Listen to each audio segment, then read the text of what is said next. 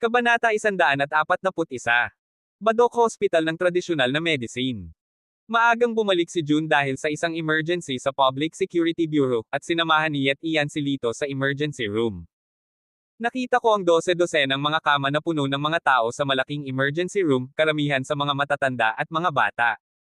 Ang kanilang mga sintomas ay gaya rin ng inilarawan ni Yet Ian, na may itim na mga mata, nanginginig ang buong katawan, minsan na comatose, minsan gising. Kuya Lito, sa tingin mo ba magagamot ito? Nang makita ang eksenang ito, sumakit ang ulo ni Yet Ian. May ideya na si Lito sa kanyang isipan, ngunit upang maging maingat, ulong lamang siya, titingnan ko.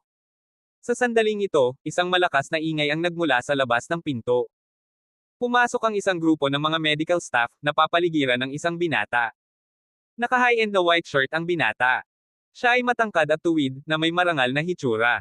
Sa unang tingin, siya ay anak ng isang marangal na pamilya. Maraming maliliit na nurse ang hindi napigilan ang mga palihim na sulyap sa kanya, na sumisigaw, napakagwapo. May itim na linya si Lito sa kanyang ulo. Pagpasok niya ngayon lang ay walang nakakita sa kanya. Anong mundo ng mga mukha? Kasama ng binata ang Director ng Medicine Hospital na si Jimmy Jean. Director Ge, bakit ka nandito? Nang makita si Yet Ian, nagmadali si Dean Jean para salubungin siya. Dean Jean? Ito ay... Tumingin si Yet Ian sa binata, nagtataka kung sino ang may ganoong kalaking palabas, at personal siyang binati ni Jimmy. Ito si Boyet Zeng, ang apo ni Ramil Zeng. Mayroon siyang pambihirang kakayahan sa medisina. Nang mabalitaan niya ang kakaibang sakit na ito, pumunta siya rito para tumulong. Pagpapakilala ni Dean Jean, na nakatingin kay Zeng noo, puno ng pagpapahalaga ang kanyang mga mata. Apo pala ito ni Mr. Zeng. Si Mr. Zeng ay isang first class na matandang doktor sa ating Badoc City, at kilala rin siya bilang isang first class na doktor. Ang apo na tinuruan niya ay dapat na napakahusay. Nagliwanag ang mga mata ni Yet Ian, at tuwang-tuwa niyang pinunasan ang kanyang mga kamay. Walang pakialam nang umiti si Boyet, at bahagyang tumango, tama si Yet Ian. Pumunta ang lolo ko sa kabisera para mag-host ng seminar, kaya sinabihan niya akong pumunta dito. Pumunta sa kabisera para mag-host ng seminar, nakakamangha. Nang marinig ito, ang dekano at ang mga doktor ay parehong naiinggit at hinangaan. Ang sulok ng bibig ni Boyet ay hindi napigilan ang pagpukaw ng isang mapang-akit na arko. Ang tila hindi sinasadyang paliwanag ay hindi lamang ipinaliwanag ang katayuan ng kanyang lolo, ngunit hindi rin nakikita ang pagtaas ng kanyang sariling halaga. Nang marinig ang mga papuri na ito, ang maliliit na nurse sa ward ay tumingin kay Boyet na may maliliit na bituin sa kanilang mga mata, na gustong pakasalan siya kaagad. Sa sandaling ito, ang mga mata ni Dean Jean ay nahulog kay Lito. Ito ba ang kapamilya ng pasyente? Bawal pumasok ang mga kapamilya, kailangan nilang maghintay sa labas. Nang marinig ito, labis na napahiya si Yet Ian, ito ang doktor na nahanap ko, si Lito. Tinakpin ng maliliit na nurse ang kanilang mga bibig at nagtawanan. Ano ang hitsura ng taong ito sa isang doktor? Tama, mukhang palpak, wala man lang sa ugali ni Boyet. Tama, hindi rin siya kasing gwapo ni Boyet. Hindi nakaimik si Lito, at sinabing may mapait na ngiti, nandito ako para magpagamot ng mga sakit at magligtas ng buhay, hindi para maging modelo at beauty pageant, bakit gusto mong maging napakagwapo? Nakinig si Boyet sa mga salita ni Lito, na parang kinukutya siya sa pagiging marang niya. Hindi ko alam kung saan nanggaling si Kuya Lito. Dahil inimbitahan siya ni Director Ge, dapat marami siyang background. Pagmamalaki ni Boyet. Ang aking guro ay walang mapupuntahan, at ang aking master ay isang doktor sa nayon sa isang bundok na libu-libong milya ang layo. Nagkibit balikat si Lito at buong pusong sinabi. Pagkasabi niya nito ay nagtawanan na naman ang mga nurse. Kaya ito ay isang charlatan. Sa antas na ito, naglakas loob kang pumunta sa aming ospital para magpatingin sa doktor. Hindi siya karapat-dapat na tumayo kasama si Boyet. Puno ng panunuya ang gwapong mukha ni Boyet, talagang napakaraming background ni Kuya Lito, ang ating Beijing Medical University ay walang katulad sa iyo. Ang sinabi niya ay tila magalang, ngunit talagang kinukutya niya si Lito dahil sa walang degree, at nagpapakita ng kanyang mataas na degree. Sino sa mga doktor sa paligid ang hindi nakakarinig nito? Pinipigilan nilang lahat ang kanilang pagtawa, at labis na hinamak si Lito.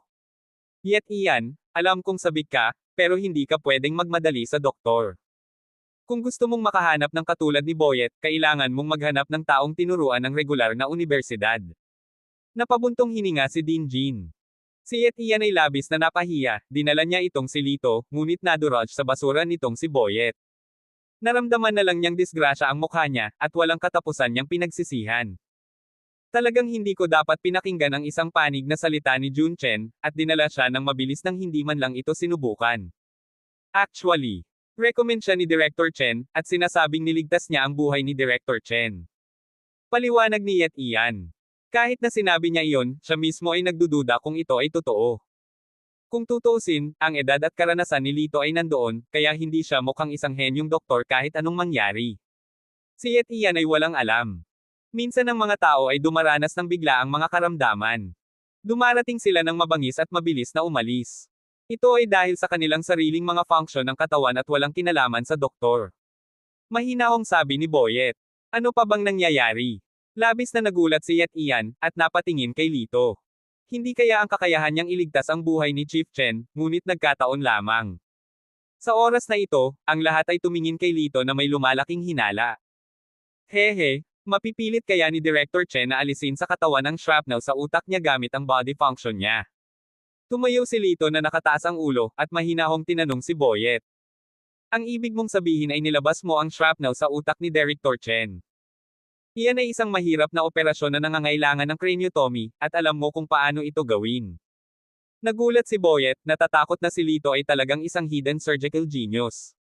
Umiling si Lito, hindi na kailangan ng craniotomy, isang karayong Woji neurotune ang ipapasok kaagad. Nang marinig ito, tumawa ng malakas si Boyet, at parang nahulog sa sahig ang kanyang puso. Sure enough, isa lang siyang nagyayabang. Maaalis ng isang pinong karayom ng shrapnel sa utak, ang galing talaga ni Dr. Lito, nahihiya ako sa sarili ko. Malakas niyang sabi at yumoko. Tumawa ng malakas ang lahat sa paligid, nakatingin kay Lito na parang nakatingin sa isang komedyante. Ang tradisyonal na medicine ay may mga limitasyon sa paggamot ng mga sakit. Hindi naririnig ang pag-alis ng intracranial foreign body gamit ang isang karayom. Little brother, hindi ka namin kailangan dito sa ngayon, kaya umalis na. Umiling si Dinjin at pinaalis ang mga bisita sa malamig na boses. Sigurado siya sa kanyang puso na itong si Lito ay isa lamang walang kwentang hambog. Si Yet Ian ay mukhang nahihiya, hindi alam kung ano ang sasabihin. Sa oras na ito, oops! Lumala na ang kondisyon ng pasyente sa kama 29. Sigaw ng isang nurse sa gulat. Nagmamadaling pumunta si Dinjin at ang grupo ng mga doktor para tingnan ang kalagayan ng pasyente. Nakikita ang isang matandang nasa 60s o 70s na nakahiga sa hospital bed, madilim ang mukha, nakapikit, at nanginginig ang buong katawan. May naaantok na tunog mula sa kanyang bibig, parang may kung ano siyang tinatakot, nanginginig ang kanyang katawan na parang ipa, sa sobrang lakas na nanginginig ang buong kama. Lolo! Ang isang malambing na boses ng babae ay parang isang kampanang pilak, at isang dalaga ang sumugod mula sa pintuan. Sa sandaling pumasok ang babae sa ward, tila lumiwanag ang buong mundo. Dahil ang kanyang hitsura ay masasabing napakalaki sa bansa at lungsod. Maningning na mga mata at mapuputing ngipin, makinis na balat, itim na buhok na nakalawit sa baywang na parang talon.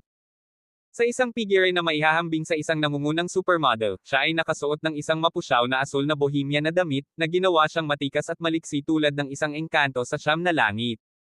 Sa sandaling ito, puno ng pag-aalala ang magandang mukha na iyon. Doktor, anong nangyari sa lolo ko? Ang mga makapidyo hiningang magagandang mata ay kumikinang at kaakit-akit. Miss, please stay calm. We will do our best. Sinsero ang sinabi ni Dinjin, pero medyo guilty ang tono niya, tutal wala namang nakakita ng ganoong sitwasyon. Yan ang sinabi mo kahapon, pero imbes na gumaling, lumalala pa ang kalagayan ng lolo ko. Isang patong ng galit ang namumuo sa mukha ng dilag. Kabanata 142. Mas mabuting huwag mong hayaan ang aking lolo na may gagawin, kung hindi, hindi mo kayang pasanin ang responsibilidad. Masungit na sinabi ng dilag, dapat narinig mo na ang pangalang Joey Luo, tama ba? Joey Luo. Si Director Ge ang unang nag-react, si Master Joey Luo kaya ang master ng mga antik na sikat sa buong bansa at international. Nang sabihin niya iyon, naalala ng lahat. Ang ilang mga tao ay direktang inilabas ang kanilang mga mobile phone, hinanap ang larawan ni Joey, at inihambing ito sa naghihingalong matandang nasa harapan nila. Si Master Luo talaga. Sa sandaling ito, ang puso ng lahat ay labis na lumubog. Kung may nangyari kay Master Luo sa Badok Traditional Medicine Hospital, tiyak na magiging malaking balita ito, at malamang na masisira rin ang reputasyon ng ospital. Sa pag-iisip nito, isang patong ng malamig na pawis ang bumuhos sa noo ni Dinjin. Miss Luo, Ginagawa namin ang aming makakaya para gamutin siya, at inimbitahan pa namin si Dr. Zeng mula sa Yipintang. Isang grade hall. Nang marinig ito, bahagyang lumambot ang mukha ni Lorna Luo. Ang Yipintang ay ang pinakasikat na tradisyonal na medicine hall sa Badoc City, kahit sa buong province, ito ay kilala. Sinasabing ang tagapagtatag nito ay ang Imperial Physician of the Year, na may napakahusay na kasanayang medikal, na naipasa sa 5 henerasyon hanggang ngayon. Maraming celebrity at mayayamang negosyante mula sa ibang lugar ang pumunta dito lalo na. Maraming mga kakaibang sakit na hindi kayang gamutin ng Western medicine ang madaling gumaling sa kaunting gamot na ibinigay ni Ginoong Zeng. Miss Luo, huwag kang mag-alala, nasa akin ang kaligtasan ni Master Luo. Agad na tumayo si Boyet at tinapik ang kanyang dibdib para umamin. Sa pagharap sa gayong kagandahan na nangangailangan ng magandang hitsura at background ng pamilya, sinumang lalaki ay hindi makapaghintay na ipahayag ang kanyang sarili. Ikaw. Bahagyang kumunot ang noo ni Lorna. Ang batang talentong ito ay apo ni Mr. Zeng ng Yipintang. Nakatanggap siya ng mga medikal na kasanayan mula mismo kay Mr. Zeng, at ang kanyang lakas ay pambihira. Mabilis na sabi ni Din Jin. Tumanggaw si Lorna, tinitingnan si Boyet na may buhay na mga mata. Kung gumaling ang aking lolo, maaari kong bayaran ang anumang gusto mo, at hinding-hindi ka gagawing masama ng aming pamilyang Luo. Madalas na itinuro sa akin ng aking lolo na ang pagpapagaling ng mga sakit at pagliligtas ng buhay ay isang tungkulin ng doktor, kaya hindi na kailangang pag-usapan ang tungkol sa kabayaran. Pagmamalaki ni Boyet. This time, nabighani na naman ang munting nurse sa tabi niya. Wow! Ang gwapo talaga ni Dr. Zeng. Oo, ang galing ng karakter niya. Kung mapapangasawa ko ang ganyang lalaki, mamamatay ako. Si Lorna ay mukhang walang pakialam, ngunit ang kanyang mga mata kay Boyet ay lumambot ng husto. Mabuti naman at nandyan si Mr. Zeng.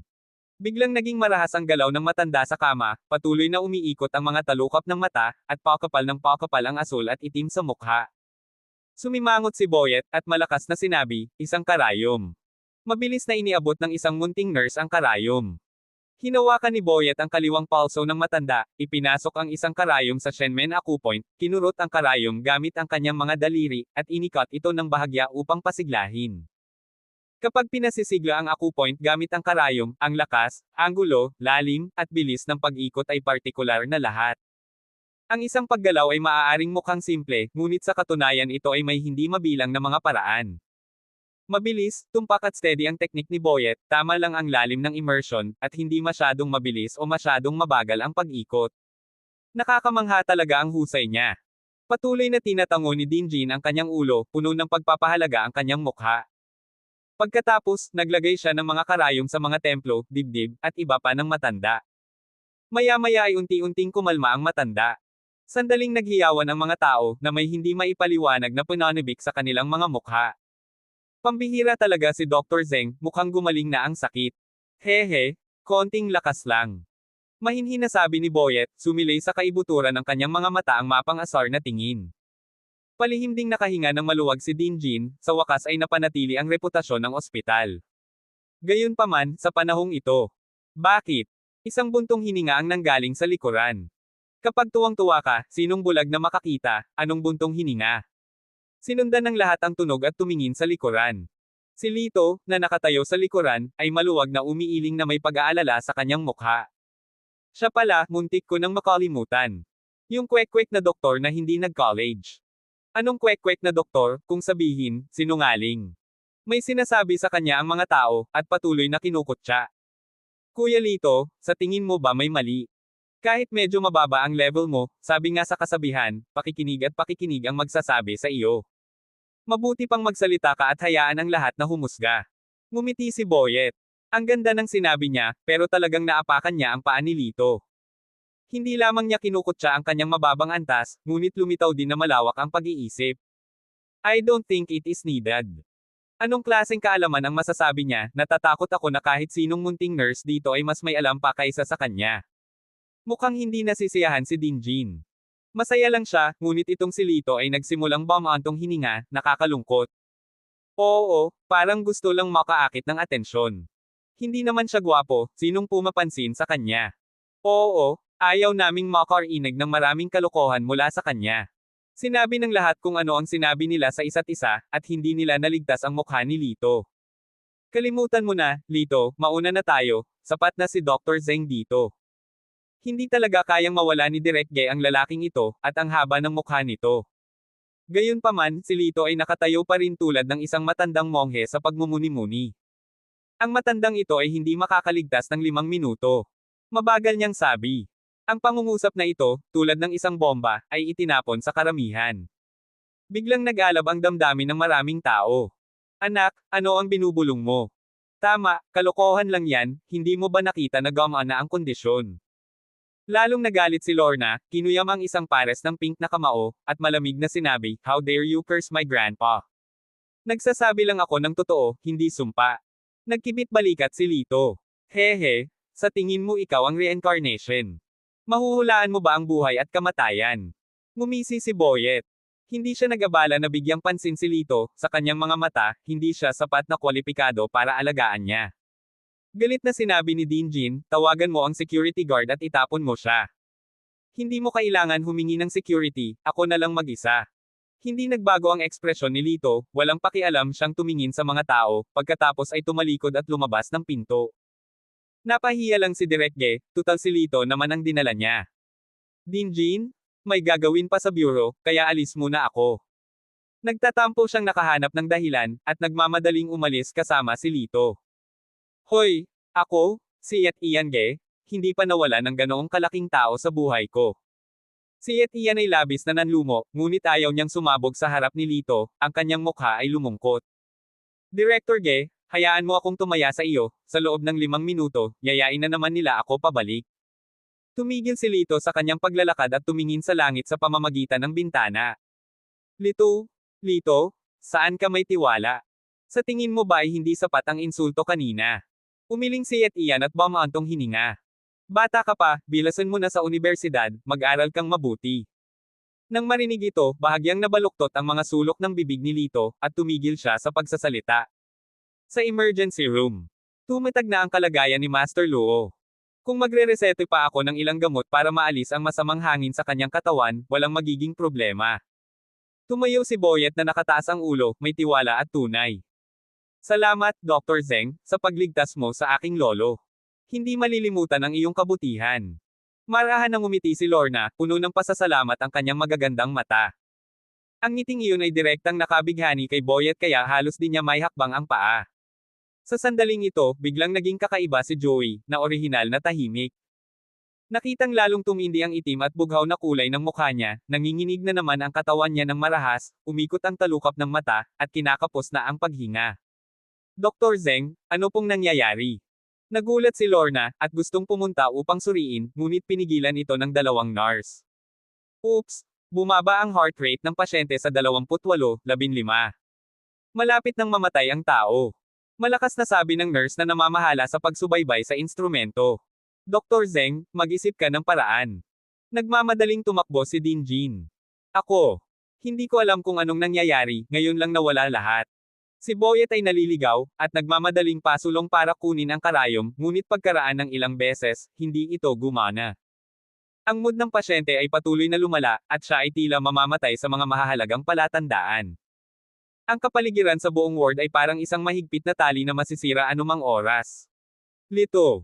Sa oras na ito, biglang may naisip ang isang munting nurse, at nagliwanag ang kanyang mga mata. Nabalik din sa katinoan si Dinjin bigla, at pumalakpak ng mga kamay, alam ba talaga niya? Sa ganitong kritikal na sandali, paano mapangalagaan ang pagkiling at mukha? Pinangunahan ni Dinjin ang isang grupo ng mga doktor at nurse, at nagmamadaling pinaalis sila. Kabanata 143. Hoy, kung alam kong nandito si Boyet, hindi na kita hinanap. Papunta na sa gate ng ospital, umuungol at nanlulumo pa rin si Yet Ian. Ngumiti si Lito at walang sinabi. Sa oras na ito, tumunog ang cellphone ni Yet Ian, at ito ang tawag ni Jun Chen. Kuya Ge, anong nangyayari sa'yo? Espesyal na Diyos ba si Kuya Lito? Excited na tanong ni Jun. Hoy, huwag mo nang banggitin, Kuya Chen, kailangan ko pang makipag-areglo sa iyo, mapahiya ang mukha ko. Nang banggitin ang bagay na ito, nakaramdam ng pait si Yet Ian. Oh, anong nangyayari? Binago ni Jun ang kanyang tono at kinakabahang nagtanong. Siya. Isang salita lang niya, biglang may nagtakbuhan papunta sa kanila. Director Ge, Mr. Argel, tumigil kayo. Ang pinuno ay si Dinjin. Dinjin, anong ginagawa mo? Hindi mo na kailangan paalisin. Si at Ian ay ayaw silang makita. Mr. Argel, pasensya na po talaga ngayon lang po, pwede po bang bumalik at tignan niyo po, hindi po masyadong maganda ang kalagayan ng pasyente. Hingal na hingal si Dinjin at balis ang tumingin kay Lito. Ano? Akala ni at Ian ay mali ang narinig niya, nanlaki ang mga mata niya. Walang oras para magpaliwanag, baka hindi magtatagal si Master Luo. Umiling si Dinjin at tumingin kay Lito, Mr. Argel, gaya ng sinabi mo, kritikal ang buhay ng pasyente. Kung may paraan ka, bumalik ka at iligtas si Master Luo. Tumigil si Lito sa kanyang paglalakad, na may kalmadong ekspresyon sa kanyang mukha, lahat ng ito ay nasa kanyang inaasahan. Siyempre kaya ko. Sinulyapan niya ang karamihan, at ang mga tumawa sa kanya noon ay yumuko sa kahihiyan. Talaga, ang galing, Mr. Argel, kung ililigtas mo si Master Luo, ikaw ang magiging benefactor ng buong medicine hospital. Excited na sabi ni Dinjin. Sige, huwag mo akong lagyan ng hi-hat, tero na. Hindi naman sa walang pakialam si Lito na ma-kick out noon, ngunit alam niya na ang buhay ni Master Luo ay nakataya at walang puwang para sa pagkaantala. Pagkatapos magsalita, humakbang siya patungo sa emergency building. Si Dinjin ay mukhang nahihiya, ngunit hindi niya ito pinansin, at nagmamadaling sumunod kasama ang isang grupo ng mga doktor. Sumunod si at Ian sa likod ng karamihan, nalilito. Anong nangyayari dito? Pinalayas mo ang tao kanina, paano ka naging mahusay na benefactor ng medicine hospital muli? Sa emergency room. Pawis na pawis si Boyet, at nagpas siyang subukang muli. Tatusok pa lang ang karayom sa kamay niya, may malamig na sigaw. Tumigil ka. Mabilis na pumasok si Lito. Hehe, hindi mo naman turn to make irresponsible remarks about what I want to do. Malamig na sabi ni Boyet. Napakahina ng heartbeat ng pasyente, halos walang heartbeat. Walang pag-asa ang tono ng nurse. Nang marinig ito, ang mukha ni Boyet ay nanlamig, medyo nalilito. Dr. Zeng, kung may iligtas mo ang matandang ito, tiyak na hindi kita guguluhin. Kung hindi mo kaya, mangyaring umalis ka sa daraanan ko at huwag kang hamarang sa daraanan ko. Malamig na sabi ni Lito. Ikaw. Namumula ang mukha ni Boyet, ngunit alam niyang lampas sa kanyang kakayahan ang sakit. Hindi ako naniniwala, hindi ko kayang gamutin, pero kaya mo. Tumabi siya na may malamig na mukha. Sa aking diksyonaryo, walang salitang hindi mapapagaling. Nang maglakad si Lito sa kama ng ospital, isang pilak na ilaw ang kumislap, at isang pilak na karayom ang lumitaw sa kanyang daliri. Lahat ng mata ay nasa mga daliri ni Lito. Pinahihit niya ang kanyang mga daliri, at ang pilak na karayom ay direktang tumusok sa mga kilay ni Joey, at ang dulo ng karayom ay lumubog ng buong 2 pulgada. Ang walang ingat lang. Ang lakas ng loob mong tusukin ng yintang acupoint. Nang makita ito, biglang nagbago ang mukha ni Boyet, at huli na para pigilan siya. Anong ginagawa mo? Ang magagandang mata ni Lorna ay namumula sa pag-iyak ay napuno ng galit, kung may mali sa aking lolo, talagang ay demanda kita sa korte. Ilalabas na sana niya ang kanyang cellphone at tatawagan ang abogado, nang biglang, isang matandang helanghing ang dumating mula sa kama ng ospital. Lorna. Lolo. Sa pagtingin sa matandang lalaki na dahan-daang nagmulat ng kanyang mga mata, hindi makapaniwala si Lorna, at nahulog ang telepono sa sahig. Paano magiging ganito? Si Boyet ay tila nakakita ng isang dayuhan, at ibinuka ang kanyang bibig sa pagkagulat. Binibigkas ni Lito ang mantra ng puso upang paalisan ang mga masasamang espiritu ng tahimik, at iniksyon ang totoong enerhiya sa mga kilay ng matanda sa kahabaan ng pilak na karayom, at isang madilim na itim na enerhiya ang sinipsip sa kahabaan ng pilak na karayom. Is this the most in cold air of the Flood Dragon? Bahagyang nagulat si Lito. Hindi kaya. Sa bundok ng Yangtze, mayroon talagang nabuong dragon na nagtatago. Bukod dito, sa pagtingin sa itim na hangin na ito, tila may napakalakas na hinanakit dito, at dapat itong magmula sa isang napakabangis na dragon. Kawili-wili. Bahagya siyang ngumiti, pansamantalang isinantabi ang pag-iisip na ito, at nag-concentrate sa pagtataboy sa malamig na hangin. Pagkatapos ng ilang paghinga, binawi ni Lito ang kanyang kamay, ng maayos. Ang malabugaw na itim sa mukha ng matanda ay agad na nawala, naging normal na kutis, at ang kanyang mga mata ay naging malinaw muli. Binata, iniligtas mo ang buhay ni Luo, at ang aming pamilya Luo ay may utang na loob sa iyo. Pasasalamat na sabi ni Joey Luo. Sa sinabi nito, kinuha niya ang isang magandang kahon mula sa kanyang mga braso at binuksan iyon. Isang makinang, emerald green na emerald finger ring ang biglang lumitaw sa harap ng lahat. Ang jade finger ring na ito ay isang kayamanan na natanggap ko kamakailan lamang, at ibibigay ko ito sa iyo bilang pasasalamat, at sana ito ay iyong magustuhan. Lolo. Lumiit ang mga mata ni Lorna, at dali-dali niyang sinabi, hindi ba't sinabi mo na ang emerald finger ring na ito ay napakahalaga, bakit mo siya binigyan ng napakamahal na bagay? Lorna, huwag kang bastos, kung hindi dahil sa batang ito, nawala na ako ng kaluluwa, anong silbi nitong emerald finger wrench? Saway ni Joey na may mahigpit na ekspresyon. Itinikom ni Lorna ang kanyang pink na labi, hindi nang ahas na magsalita pa. Old Luo, trabaho ko lang bilang doktor ang iligtas ka. Masyadong mahal ang bagay na ito, hindi ko kaya. Taos-pusong sabi ni Lito. Ano ang mahal? Hindi ba sulit ang buhay ko sa patay na bagay na ito? Kung tumanggi kang tanggapin ang regalo ko, hindi mo binibigyan ng mukha si Joey Luo. Galit na sabi ni Joey. Sa hindi inaasahang pagkakataon, napakatigas ng ulo ng matanda, walang pagpipilian si Lito kundi tanggapin ang regalo. Inggit na inggit ang mga medical staff sa gilid na tumutulo ang laway nila.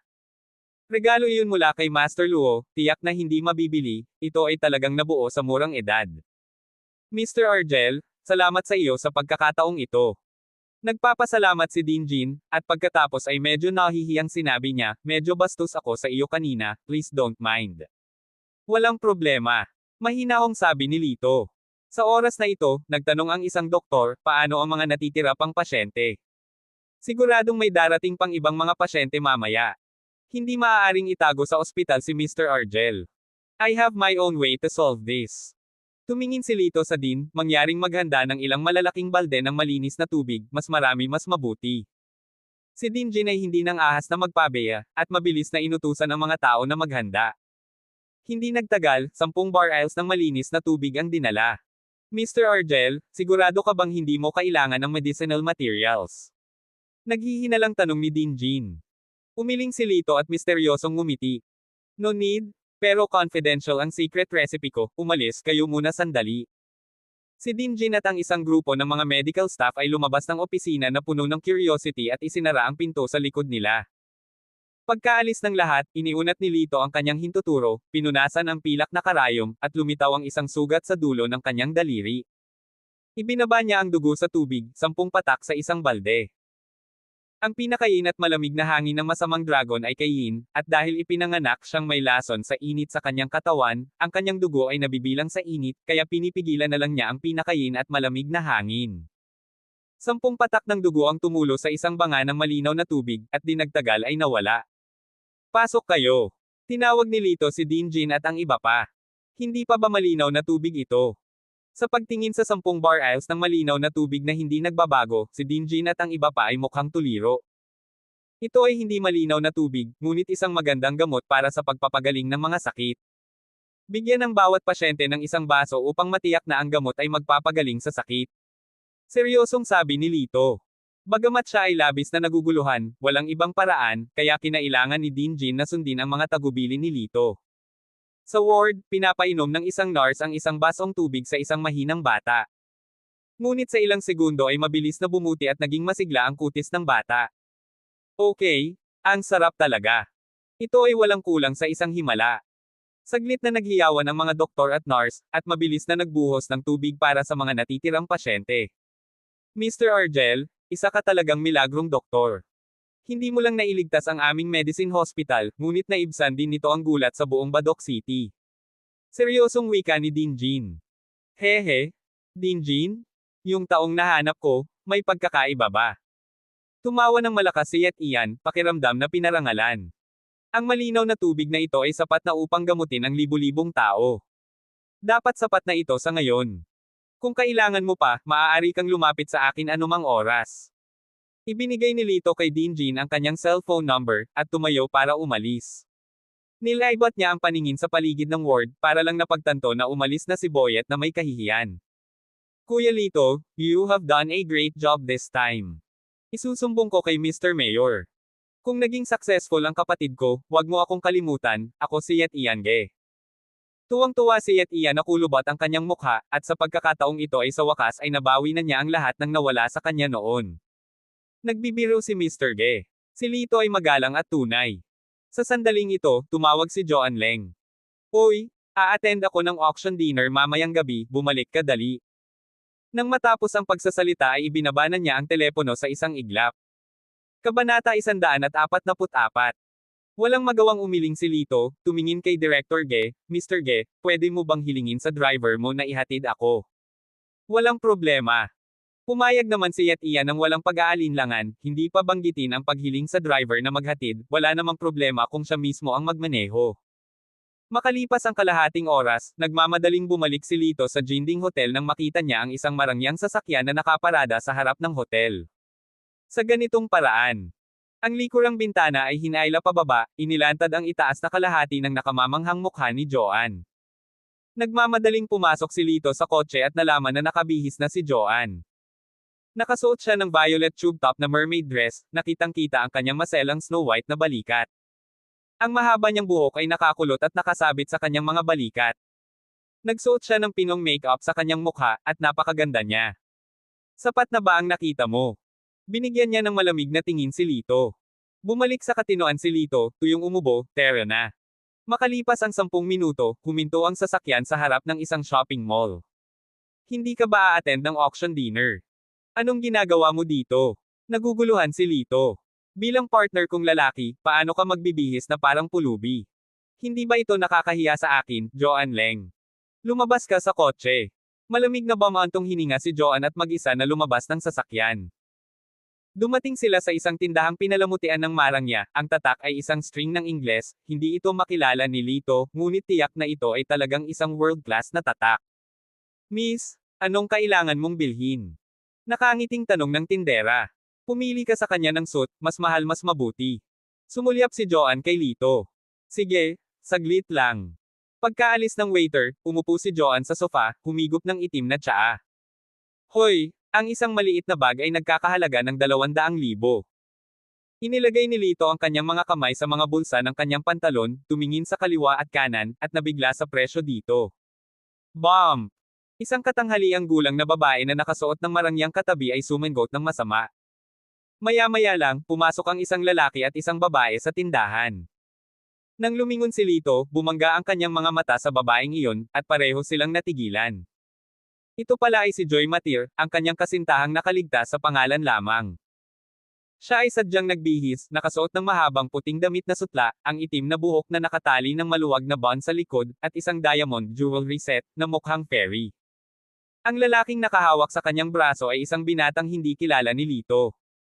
Hindi siya gwapo, ngunit malalim at makapangyarihan ang kanyang mga mata, at para siyang binata na buong taon na nakikisawsaw sa opisyal. Bakit ka nandito?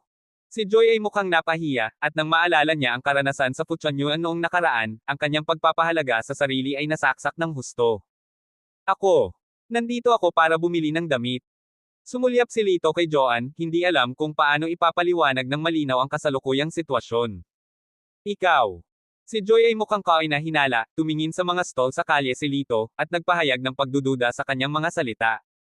Sa oras na ito, lumapit ang tindero na may hawak na 3 suit. Miss, ano sa tingin mo sa 3 set na ito? Bahagyang tumingin si Joanne, itinuro ang isa sa mga set, kunin na lang natin. Pagkatapos magsalita, tumingin siya kay Lito at sinabi sa malamig na boses, pumunta ka at subukan. Nang makita ito, ang mga sulok ng bibig ni Joy ay nabaluktot sa isang mapanuksong arko.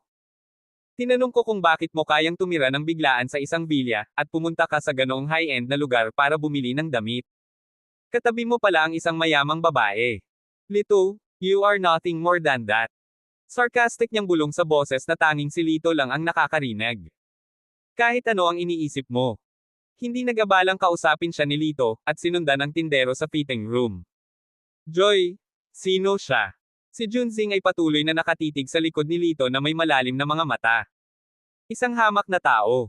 Nagkibit balikat si Joy, nang hihinayang na sinabi, at pagkatapos ay ngumiti ng nakakaloko sa kanya, magsisimula ang auction dinner sa loob ng 1 oras, punta tayo doon ng mabilis.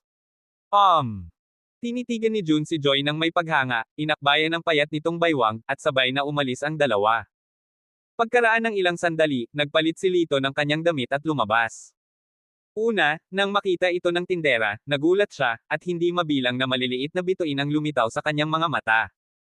Wow! Sa damit at kabayo talaga umaasa ang mga tao. Parang ibang tao. Sobrang gwapo. Ito ba ang katulad ng dati? Nang marinig ang mga tinig ng papuri, napakamot si Lito sa likod ng kanyang ulo sa kahihiyan, medyo uminit ang kanyang mukha. Ang ingay ng tindera ay umakit kay Joanne. Sa sandaling makita niya si Lito, hindi niya maiwasang bahagyang mawala ng pag-iisip sa kanyang nagyayelong mukha. Hindi maikli ang taas ni Lito, mga 1.76 metro, at buong taon na siyang nagsasanay, kaya payat ang katawan niya. Ang pagsusuot ng ilang maluwag na casual na damit sa mga karaniwang araw ay hindi nagpapakita ng kanyang figure, ngunit mukhang napakawalang awa. Sa sandaling ito, ang well-tailored high-end black suit ay isinuot sa kanyang katawan, na nagpapakita ng kanyang makinis at tuwid na figure. Ang malutong na kamisete ay nagmukhang mas masigla, at ang kanyang mala-obsidian na mga mata ay kumikinang na parang mga bituin sa kalangitan sa gabi. Ang kanyang buong katawan ay naglalabas ng mga male hormone na nakamamatay sa mga babae. Maging si Joanne, na sanay makakita ng malalaking eksena, ay medyo nalagutan ng hininga. Iyon lang. Pinatatag niya ang kanyang isip, tumalikod at nag-swipe ng kanyang card para magbayad. 400,000, 400,000 talaga itong set ng damit. Robbery. Nang makita ni Lito ang halaga, agad niyang hinubad ang kanyang damit. Ikaw ang bodyguard ko ngayon, ano ang ipapagawa ko sa'yo, wala kang karapatang magno. Sabi ni Joanne na may malamig na mukha, tumalikod at naglakad palabas ng shop.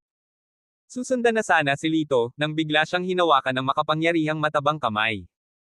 Little handsome guy, may contact information ka ba? I want to keep you.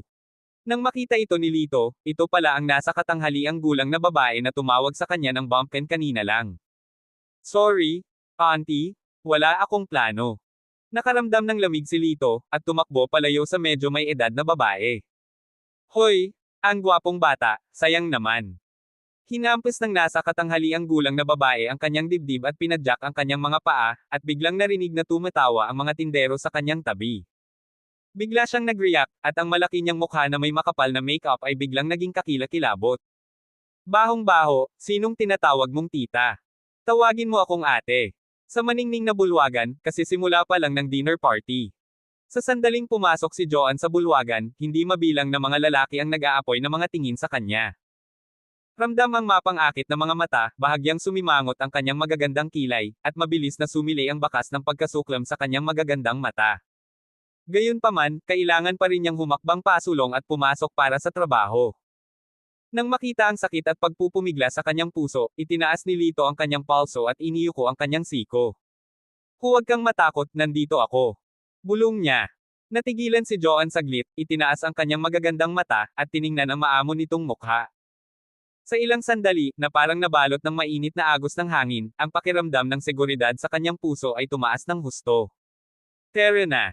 Itinaas niya ang makintab na palda ng sirena, na parang isang mapagmataas na diyosa, at nakangiting naglakad papunta sa karamihan. Joanne, matagal nang hindi nagkita. Sa oras na ito, lumapit ang isang matangkad at gwapong binata na nakasuot ng high-end na silver suit na may dalang isang baso ng red wine. Kabanata 145. Ikaw si Tanyo Tan. Nag-alinlangan si Joanne. Hindi ko akalain na maaalala pa rin ako ni Beauty Leng, what an honor. Ang mga eyeballs ni Tanyo ay nagpabalik-balik sa katawan ni Joanne. Malamig na ngumiti si Joanne, ngunit hindi nagsalita. Joanne, ito ay. Tumingin si Tanyo kay Lito na may kaunting puot sa kanyang mga mata. Ang kanyang pangalan ay Lito Argel. Malamig ang tono ni Joanne. Lito Argel. Kumunat ang noo ni Tanyo at nag-isip sandali, bakit hindi ko pa nabalitaan? Hindi kaya sa ibang lugar siya nanggaling. Kakabukas lang ng pamilya niya ng sira-sirang C-grade pharmaceutical factory sa Badoc City. Hindi pa ito narinig ni Mr. Tan. Normal na bagay iyon. Malamig ang boses ng isang babae. May nakita akong dalawang lalaki at dalawang babae na nagmumula sa malayo, at si Joy ang nagsalita. June? Marlon? Motmot? Nandito kayo. Ngumiti si Tanyo, halatang pamilyar na pamilyar siya sa kanilang apat. Kaagad, tumingin siya kay Joy nang may pagtataka, kilala mo ba ito Mr. Argel? Bahagyang ngumiti si Joy, at binigyan ng malamig na tingin si Lito. Ang tatay ni Mr. Tan ang pinakamayamang tao sa Badoc City. Normal lang na hindi ko siya narinig, pero sa bilog na kinaroroonan ko noon, sikat na tao si Mr. Argel na ito. Siya ay orihinal na tagapagmana ng pamilya, ngunit dahil siya ay isang basura, hindi lamang siya ay tinanggal bilang tagapagmana, ngunit pinatalsik din sa pamilya. Nang marinig ito, ang mga kabataang lalaki at babae ay tumawa ng mapanlate. Umubo si Tanyo, at nagkunwaring seryoso at sinabing, sige, huwag munang pag-usapan, ito lang ang malungkot na bagay ni Mr. Argel, itigil na natin ang paglalantad ng mga galos sa kanyang puso. Okay ka lang ba? Hindi inaasahan ni Joanne na magkakaroon ng ganoong karanasan si Lito, sinulyapan niya ito ng may pag-aalala, at nagtanong sa mahinang boses. To be honest, ang marinig ko lang ang salitang basura, ay nakatikip ang tenga ko, kaya hindi ako makakasama ng mga salitang ito. Walang pusong ngumisi si Lito. Hindi ako nag-aalala sa'yo. Umiling si Joanne, at nag-aalalang tumingin sa mga bata mula sa mayayamang pamilya sa harapan niya. Sa mga taong ito, siya lang ang nakakaalam kung anong uri ng nakakatakot na lakas ang taglay ni Lito. Kung magagalit sila sa kanya, baka hindi nila kakayanin ang kahihinatnan. Joy, mukhang hindi ito sa akin. Ang suit ni Mr. Argel ay bagong estilo, lalo pa ang higit sa 400,000. Paano ito afford ng isang maliit na pamilya? Ang batang babae na kasama ni Joy ay nagsabi. Nang marinig ito, ang mga mata ni na Joy at June ay puno ng panunuya. What a coincidence. Nung namimili siya ng damit, nakasalubong namin siya. Parang hindi siya ang nagbayad, kundi si Miss Leng. Itinaas ni Joy ang mga sulok ng kanyang bibig at malakas na sinabi. Hinayaan mong gumastos ng pera ang babae. Lasing ka talaga. Ang batang babae na nagngangalang Motmot ay may hitsura ng paghamak, lalo na kay Lito. Tama, anong klase kang lalaki ang gumastos ng pera ng babae kung wala kang kakayahang kumita? Napabuntong hininga si Jocelyn. Okay, dahil si Mr. Argel ay isang kaibigan na dinala ni Joanne, ako, si Tanyo Tan, ay magtatakpan sa kanya ngayong gabi, at kayong lahat ay hindi nagsasalita ng ilang salita. Ibinuga ni Tanyo ang kanyang dibdib na may mapagmataas na mukha. Si Kuya Tan pa rin ang may hangin. Napangiti si Motmot. Paumanhin, hindi ko kailangan ng sino mang magtakip sa akin. Biglang dumating ang malamig at walang emosyong boses ni Lito. Napakamangmang mo. Sino si Kuya Tanyo, isang maliit na pamilyang tulad mo, gusto kanyang takpan para mailigtas ang mukha. Itinuro ni Motmot si Lito at galit na sinabi. Naku, hindi ko naman kailangan na bigyan niya ako ng mukha, I can learn face myself. Nag-cross arm si Lito at walang pakialam na sinabi. Okay, hindi ko nakikita na may ganoong backbone si Mr. Argel. Ang hindi pagsang-ayon ni Lito ay nagpalungkot kay Tanyo, at ang kanyang mukha ay nagdilim. Kuya Tan, kailangan mo bang utusan ko ang isang tao na turuan ng leksyon ang batang ito? Napangiwi si Motmot. Hindi na kailangan. Tumingin ng malalim si Tanyo kay Lito, dahil ang taong dinala ni Joanne, hindi ko gagawing mahirap ang mga bagay, ngunit. Mr. Argel, mainam na baguhin mo ang iyong mayabang na ugali. Hindi ito tumutugma sa iyong katayuan. Hindi mahalaga kung sunugin mo ang iyong sarili, ngunit huwag mong idamay si Joanne. Pagkatapos magsalita, nang hindi hinintay na sumagot si Lito, dumiretso siya kay Joanne at mahinang sinabi. Sabay tayong magsasalita sa entablado mamaya, kaya mas mabuting mag-rehearse ngayon. Mabuti. Tumanggo si Joanne. Susundan sana si Lito, ngunit pinigilan siya ng mga tauhan ni Tanyo. Hindi mo na kailangan magsalita, anong ginagawa mo sa daanan? Lumayo kayo. Marahas na ikinuyom ang kanyang mga kamao, isang bakas ng lamig ang sumilay sa mga mata ni Lito. Lito. Umiling si Joanne sa kanya, aalis ako saglit, maghintay ka rito. Walang magawa si Lito, at walang pagpipilian kundi bitawan ang kanyang nakakuyom na mga kamao. Nang tumalikod, mahinang hinawakan ni Tanyo ang payat na baywang ni Joanne gamit ang isang kamay, at tumingin muli kay Lito. Ito ay malinaw na isang mapanuksong tingin. Hoy kuya, mahilig lang sa aso ang mga ito at minamaliit ang mga tao. Dapat hindi ka kasing alam nila. Sa oras na ito, isang matabang figure ang pumipiga sa tabi ni Lito. Tumingin si Lito sa taong dumarating, at nakita niya na halos kasing edad niya ito, isang maputi at malambot na malaking matabang lalaki, na may katalinuhan sa kanyang nag-iisang talukap. Nagunat ng kamay ang matabang lalaki at ngumiti, ang pangalan ko ay Rolly Shu, ang pangalan mo ay Lito Argel, tama ba? Ayaw talagang makipag-usap ni Lito sa kanya. Sa hindi inaasahang pagkakataon, ang taong grasa ay isang chatterbox, sa sandaling binuksan, hindi niya ito maisara. Kuya, kahit softy ka, inggit talaga ako sayo.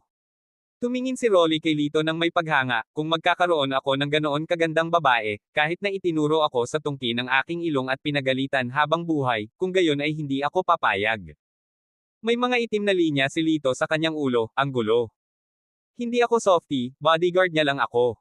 Nang marinig ito, agad na nadismaya si Rolly, ha? Bodyguard lang, nakakatamad.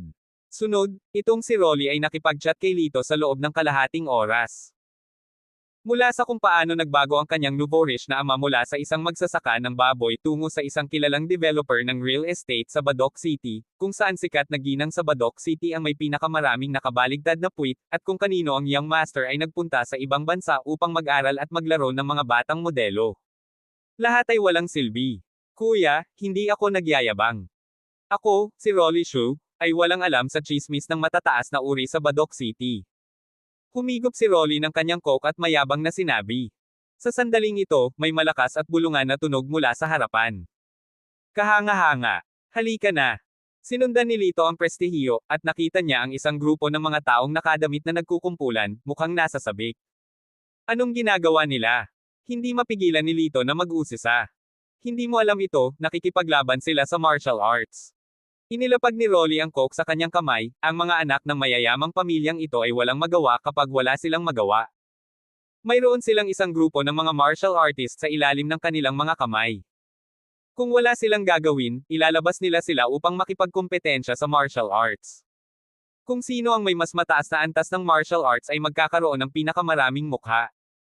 Mamahaling kumuha ng martial artist. Kung mas mataas ang antas ng martial artist sa ilalim niya, mas mabuti ang pamilya ng kanyang amo. Yun nga lang, this is a disguised form of showing off and comparing. Sa oras na ito, tumayo siya at kumaway sa isang matipunong lalaki na nasa likod niya. Dayton, Terra na. Last time, pinahiya ako ng mga yon. Ni hindi sila makahire ng martial artist. Ngayon dapat akong maghiganti.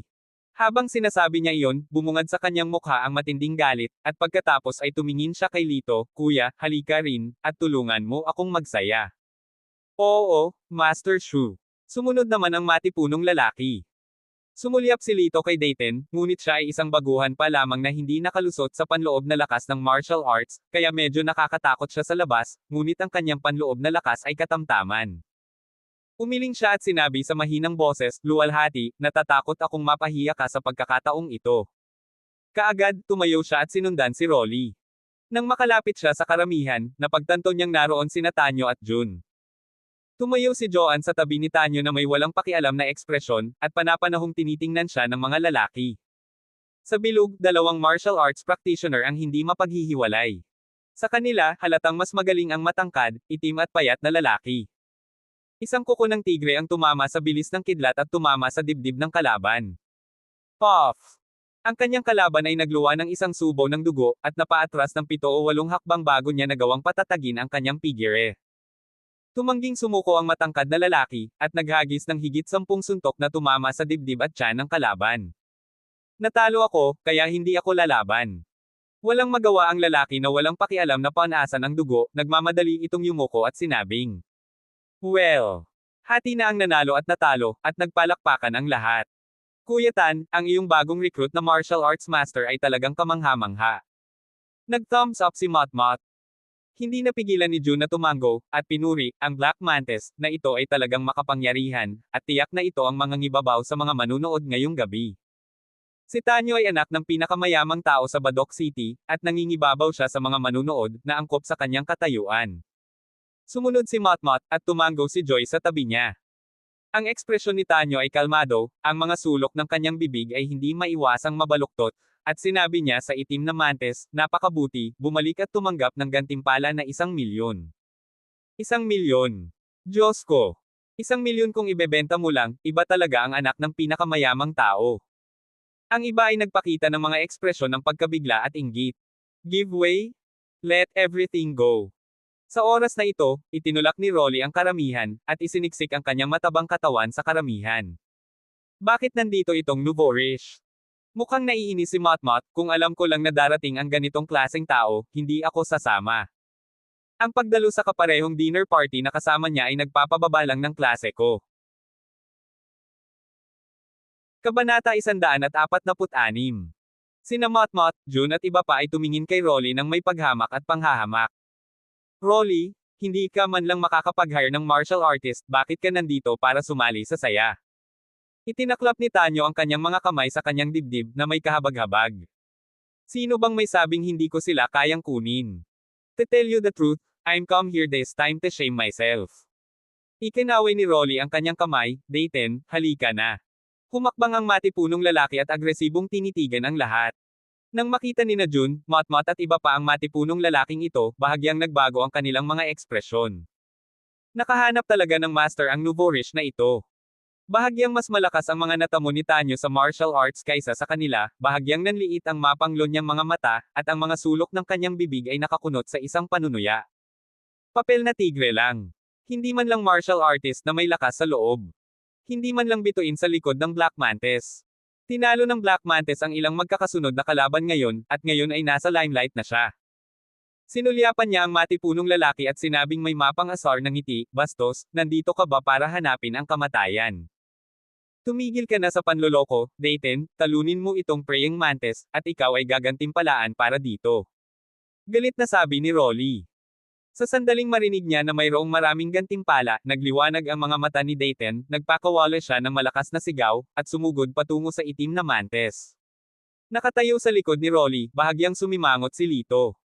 Mukhang si Rolly na ito ay walang alam tungkol sa martial arts, at si Dayton ay isa ring half-pot na walang naiintindihan, ngunit nasa entry level lang siya ng martial arts. Mayroong pagkakaiba sa lakas kaya hindi na kailangan ng kompetisyon. Siguradong matatalo si Dayton. Kinakausap niya ang sarili niya. Tamang-tama, nang matapos siyang magsalita, ang malaking kulog ay nasuntok ng itim na mantis.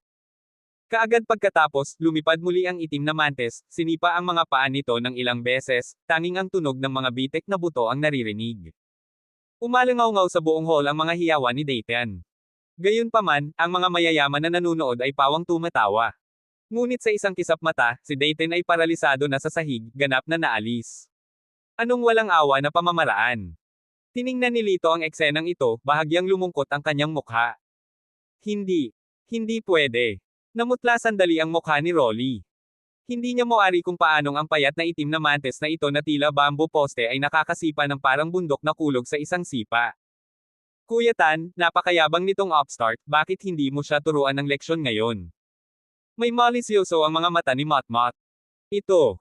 I'm afraid it's not very good. Kunwaring nag-aalangan si Tanyo. Nako, Kuya Tanyo, ikaw ang anak ng pinakamayamang tao sa Badok City. Ang taong ito ay 3 beses at 4 na beses na nakahanap ng mga pagkakamali. Sa unang tingin, hindi siya mabuting tao. Kung tinuturuan mo siya ng leksyon, maaari itong ituring bilang pag-aalis ng pinsala para sa mga tao. Sumang-ayon si Motmot, nakatingin kay Tanyo na puno ng paghanga ang mga mata. Dahil iniisip ng lahat na dapat siyang turuan ng leksyon, mabuti. Tiningnan ni Tanyo si Black Mantis. Ang itim na mantis ay ngumisi, at tumingin kay Rolly na may mabangis na mga mata. Anong ginagawa mo, huwag ka dito. Ang mga labi ni Rolly ay namumutla sa takot, at tumingin siya nang humihingi ng tulong sa mga tao, napakaraming tao ang nanunood dito, huwag kang magulo. Gayunpaman, walang tumayo at nagsalita para sa kanya. Si Tanyo ay anak ng pinakamayamang tao sa Badok City. Lahat ng taong naruroon ay mga negosyante, at lahat ay sumusunod sa pangunguna ng kanyang ama. Paano siya magsasalita laban sa kanya? Bukod dito, dahil sa biglaang yaman ng pamilya ni Rolly, maraming tao ang naiinggit, na nagnanais na maturuan siya ng matinding aral. Nawalan ng pag-asa ang puso ni Rolly, at walang katapusang pinagsisihan niya ito. Huwag masyadong tamaan. Nakangiting sabi ni Tanyo na mukhang naghihintay ng magandang palabas. Huwag kang mag-alala, young master, may sarili akong sukat. Mabangis na ngumiti ang itim na mantis, at sa isang iglap, lumapit kay Rolly, at sinampal ito. Snap! Isang malutong at malakas na sampal. Bumagsak si Rolly sa sahig, nahihilo, ang kanyang kaliwang mukha ay mabilis na namamaga, at ang kanyang mga mata ay mapula. Ngunit ang nakakapagtaka ay hindi siya sumigaw, nagngangalit lang siya at tinitigan ang itim na mantis. Anak, marami kang backbone. Sa sandaling itinaas ng itim na mantis ang kanyang kamay, muli siyang sumampal. Snap! Namamaga din ang kanang pisngi ni Rolly. Mataba na siya, pero ngayon namamaga na ang pisngi niya, at ang buong mukha niya ay parang mukha ng malaking luto ng baboy. Paf! Sina Motmot at Joy ay parehong tinakpan ang kanilang mga bibig at tumawa. Ang iba naman ay pilit ding pinipigilan ang kanilang mga ngiti. Bahagyang kumunot ang noo ni Joanne, mas malamig pa ang kanyang kilos, sinulyapan niya si Tanyo. Magsisimula na ang talumpati, magre-rehearse ulit ako, hindi ka ba sasama? Pagkatapos ng lahat, tumalikod at umalis. Pinigilan siya ni Tanyo, Joanne, bigyan mo ako ng isa pang minuto.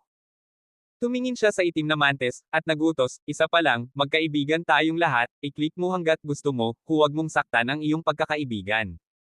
Ang apelyido mo ay Tan, isa kang makajos na kontrabida, kung sino man ang kaibigan mo, pupuntahan ko ang Muller Gobi mo. Tinakpin ni Rolly ang kanyang mukha, nanginginig na tumayo, at nagmura ng hindi maliwanag.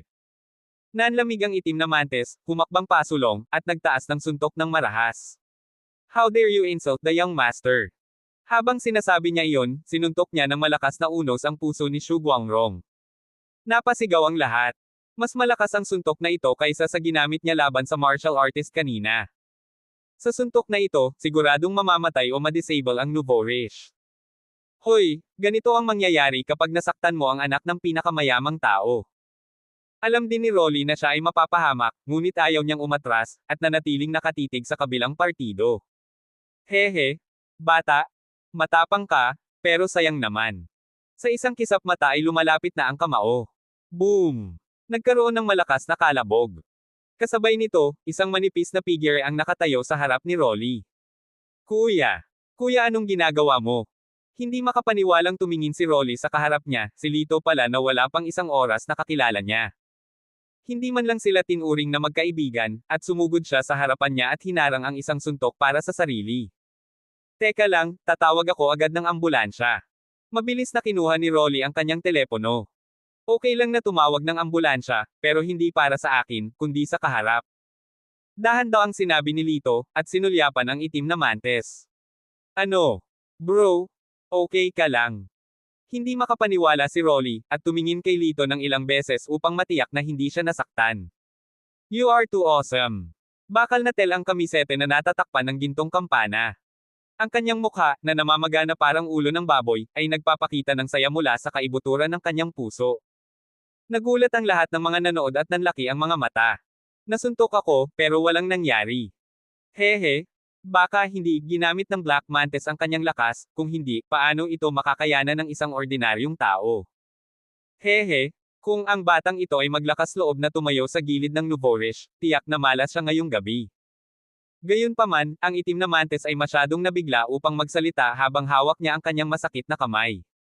Una sa lahat, ang bata ay kumuha ng isang malakas na suntok mula sa kanya, ngunit walang kakaiba tungkol dito. Kung ordinaryong tao lang, 3 tadyang man lang ang mabali. Matapos ang suntok na ito, maayos na ang kalaban, ngunit masakit ang kamay, at tiyak na nabasag ang mga buto. Upang gawin ito, ang panloob na lakas ng binata na ito ay hindi karaniwan. Pangalawa, ang bilis niya. Ngayon lang, hindi man lang niya nakita ng malinaw ang mga galaw ng bata, parang lumabas ang buong pagkatao, hindi makapaniwalang mabilis. Kailan nakilala ni Lito ang nangunguna? Curious na tanong ni Marlon. Hehe, who cares about them? Bagay na bagay ang soft rice man at ang Nouveau Riche. Ngumisi si Motmot. Bahagyang sumimangot si Tanyo, at bakas ng lamig ang sumilay sa kanyang mga mata. Ngunit hindi nagtagal, itinago niya ang dilim, tumingin kay Lito, at nakangiting sinabi. Hindi ko akalain na si Mr. Argel pala ay isang martial arts practitioner. Oo, napaka-interesante.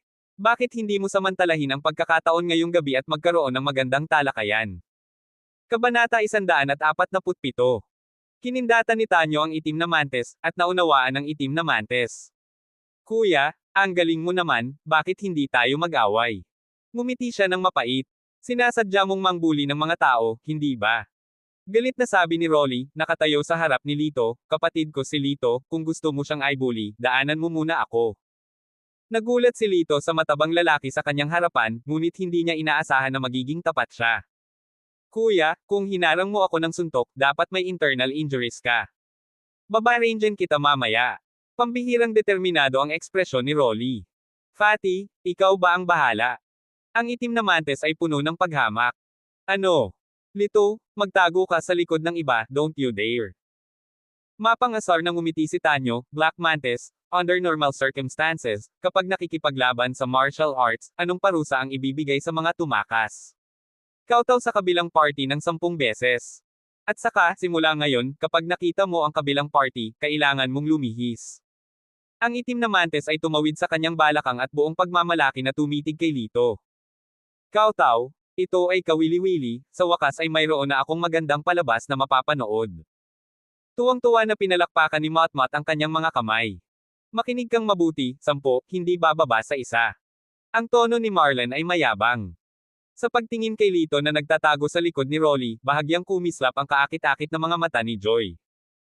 Palagi mong gustong maging matapang, at nagkataon kang tumakas, ngunit sa pagkakataong ito sa harap ng pinakamayaman at pinakabata sa Badoc City, hindi mo pa naipapakita ang iyong tunay na kulay.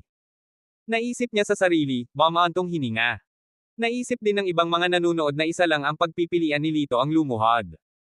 Gayunpaman, ang sumunod na sinabi ni Lito ay naging dahilan upang hindi makapag-react ang lahat. 10. Hindi ba masyadong maliit iyon? Inilagay ni Lito ang kanyang mga kamay sa mga bulsa ng kanyang pantalon at mahinang sinabi. Ano? Bata, ano bang pinagsasabi mo? Nanlaki ang mga mata ng itim na mante sa hindi makapaniwala. Pagkatapos ng napakaraming martial arts fights, ito ang unang pagkakataon na narinig niya ang isang tao na nag-iisip na ang 10 kautaw ay masyadong kakaunti. Bigla siyang tumawa ng malakas, kung sa tingin mo ay napakakaunti, pagkatapos ay kumatok ng 100. Sa hindi inaasahang pagkakataon, si Lito ay tumango ng napakaseryoso. Okay, kung gayon 100, bibigyan mo ako ng 100 kautaw ngayon, iisipin kong palayain ka. Ano? Ang kanyang mga salita ay nagpatigil sa lahat. Paf! Hahaha! Pagkaraang mag-react, humagalpak ang tawa ng mga tao na nagpabaligtad sa kisame. Nakakatawa kang pinadala ng unggoy, joker ka lang. Napaluha si Marlon. Nabalitaan ko na nilinang na ng Black Mantis ang pagiging master ng martial arts. Kahit gaano ka kalakas, kaya mo bang talunin ang master ng martial arts? Tulaw ka talaga sa ilalim ng balon. Masyadong mababa ang paningin mo, at mayabang at ignorante ka. Si June, na bihirang magsalita, ay hindi maiwasang mapanunuya sa sandaling ito. Lito, huwag mong ikahiya ang iyong sarili dito. Iyuko mo ang iyong ulo kay Young Master Tanyo, aminin mo ang iyong pagkakamali, at humingi ng tawad sa kanya. Iginala ni Joy ang kanyang mga mata, tumayo ang galit sa kanyang puso.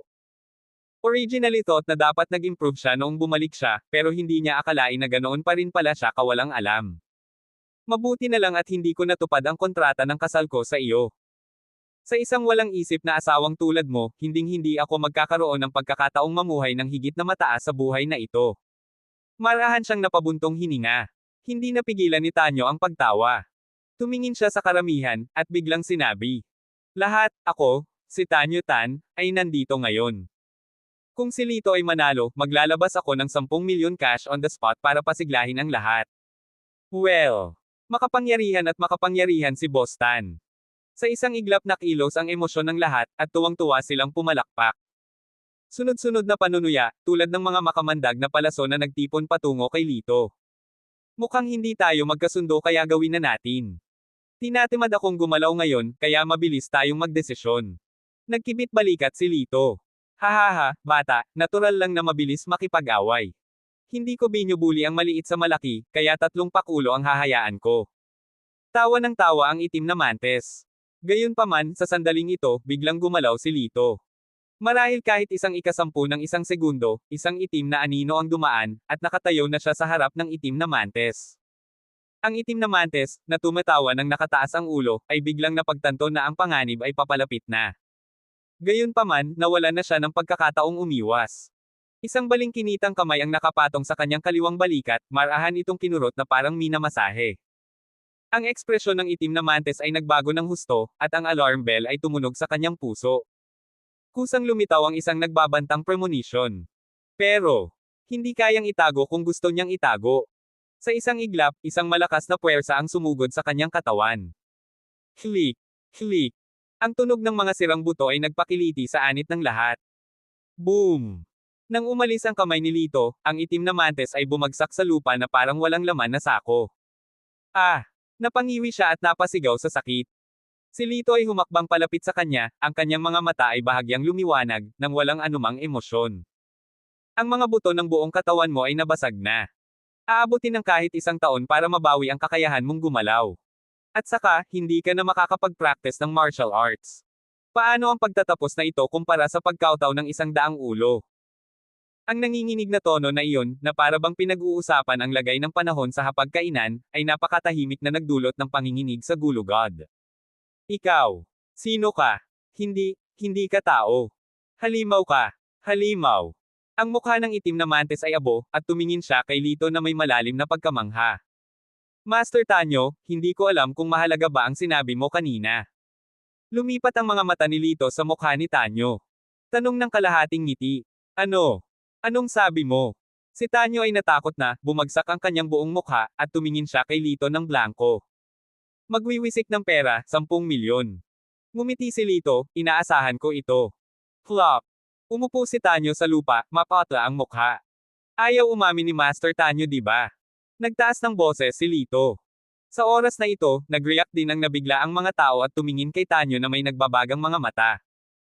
Naramdaman ng mga titig mula sa lahat ng direksyon, ang mga kalamnan sa mga sulok ng bibig ni Tanyo ay kumikibot, at halos sampelan niya ang kanyang sarili ng 2 beses ng pagkapuot.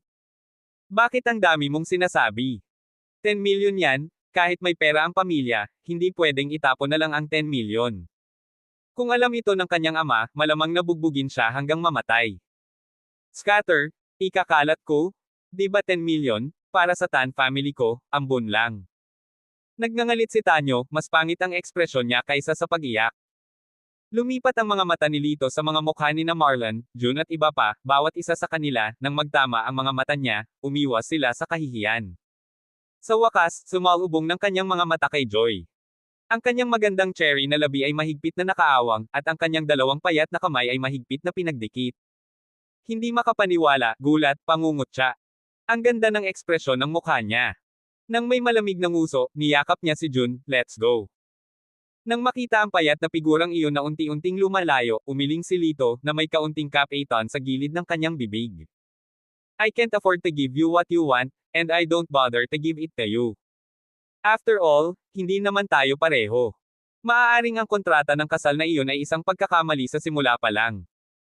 Walang kaunting pag-aalinlangan, tumalikod siya at lumakad palayo na may matatag na mga hakbang sa ilalim ng masalimuot na mga mata ng lahat. Sa oras na ito, klang! Gamit ang malutong na gong, opisyal na magsimula ang auction. Kabanata 148. Kuya Lito, napakalakas ng galaw mo kanina kaya natalo mo pa ang Black Mantis. Simula ngayon, ikaw na ang magiging kuya ko. Sinundan ni Rolly si Lito nang walang pakialam. Tiningnan ni Li Xiao ang kanyang namamagang mukha at walang imak na sinabi, bumalik ka at lagyan ng ice cube ang iyong mukha. Hindi, kailangan kong sumali sa susunod na auction. Tumingin siya sa paligid, pagkatapos ay bumulong sa tenga ni Lito, at sinabing, nag-inquire ako tungkol dito, at ngayon ang shipment ng pinakasikat na antique dealer sa Badoc City, Baoshan Garden. 2 araw na lang ipinagdiriwang ng tatay ko ang kanyang kaarawan. Gusto niya ito, plano kong kumuha ng magandang regalo para sa kanya. Sa oras na ito, natapos na ng staff ang pag-set up ng reception desk, at humigit kumulang 30 table ang inilagay sa harap ng reception desk. Sa bawat posisyon, may nameplate na may nakalagay na numero. Maliban sa mga unang posisyon, kinakailangan ang mga bid para sa iba pang mga posisyon, at kung mas mataas ang harapan, mas mahal ang posisyon. Dinala ni Rolly si Lito sa front seat, at ngumisi, sa kabutihang palad, nakabili ako ng 2 upuan, Kuya Lito, maupo ka. Pagkaraan ng ilang sandali, ang lahat ng higit sa 300 upuan ay napuno, at lahat sila ay mayayaman, malaki at maliit, sa Badoc City. Susunod, anyayahan natin si Tanyo, ang anak ng pinakamayamang tao sa Badoc City, sina Tanyo, at Miss Leng mula sa isang mayamang pamilya sa timog ng Yangtze River na magsalita. Isang lalaki at isang babae ang pumunta sa gitna ng entablado, ang lalaki ay gwapo at walang pigil, at ang babae ay kasing ganda ng isang diwata. Nang makita ang kapansin-pansing eksenang ito, lahat ng madla ay nagpuri. Naku, lalaki at babae talaga ito. Oo, nabalitaan ko na ang pamilya Tan ay may balak na maging in-law sa pamilya Leng. Kung talagang magkakasama sila, magiging matatag ang alyansa. Hoy, napakagandang dilag na may napakalakas na background ng pamilya, si Boss Tanyo lang ang makakapantay sa kanya sa buong Badoc City. Nagpout si Rolly, isang grupo ng mga sikupan. Tumingin siya kay Lito at inaliw siya, Kuya Lito, huwag kang malungkot. Sabi nga sa kasabihan, hanggat malalim ang kung fu at tinutusok ang bakal, hanggat hindi pa sila kasal, may pagkakataon pa rin kayo ni Miss Leng. Hindi ako interesado sa kanya. Hindi nakaimik si Lito. Hoy, Kuya Lito, huwag mo nang itago, sino ba naman ang hindi na-attract sa ganyang top-notch beauty? Tingnan mo ang mga lalaki sa paligid mo, alin ang hindi kumikinang ang mga mata. Si Rolly ay makasarili. Sa oras na ito, isang mapanuksong boses ang nagmula sa gilid. Kayo na naman, malas talaga. Si Motmot ang nagsalita. May grupo rin pala sa kanila ang bumili ng mesang ito. Kung ayaw mong umupo sa amin, sige umalis ka na, masaya kaming umupo ni Kuya Lito sa iisang table. Nagalit din si Rolly sa kanila. Punong-puno ng tao, at huli na para magbago, kaya hayaan mo na lang. Medyo kalmado si Jun, sinulyapan sina Lito at Rolly, at mahinang sinabi. Ay nalalayan niya muna ang baywang ni Joy, at pagkaupo niya, umupo ulit siya.